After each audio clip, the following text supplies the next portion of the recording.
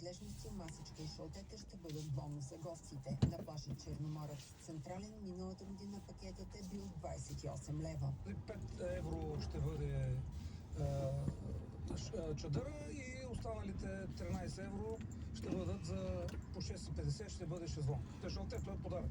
Със сигурност много колеги ще предлагат допълнителните услуги срещу допълнително заплащане. Най-малкото това са услуги, които изискват и допълнителна инвестиция. На плажа днес срещаме Атанас, който живее в Съединените щати. В Америка, колкото знам, сянката не се плаща. Не се плащат чадърите. За някои ще се видят много, за други малко. Ами трябва да има и безплатна свободна зона. Защото аз лично обичам да съм на пясък. Концесионерите се оплакват от завишаване на концесионните такси и липса на възможност за индексация на цените на сянката. Настояват за среща с новото ръководство на Министерството на туризма. Аз сам ще кажа, не крия, той е 85 000 лева беше, в момента е 110 000 лева. Нали, в левове казвам, така го помня. Защото ние, когато сме кандидатствали за даден плаж и сме спечелили търг, ние сме заложили едни инвестиции.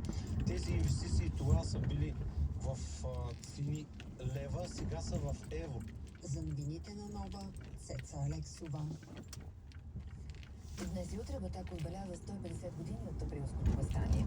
Повече ще ни разкаже сега, за това Благой Криев. Много добър ден.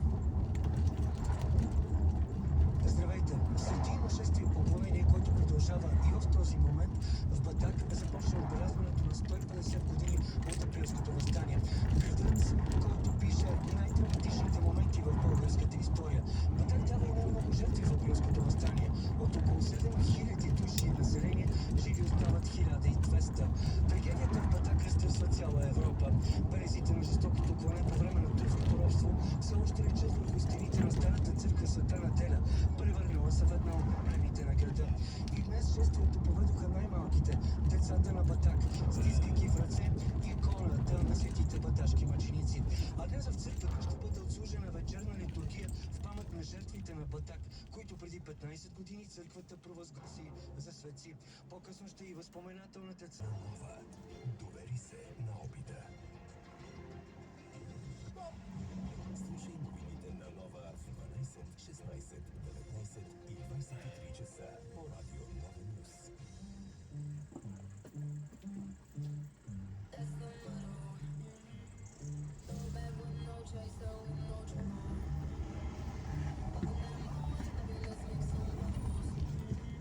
Oh.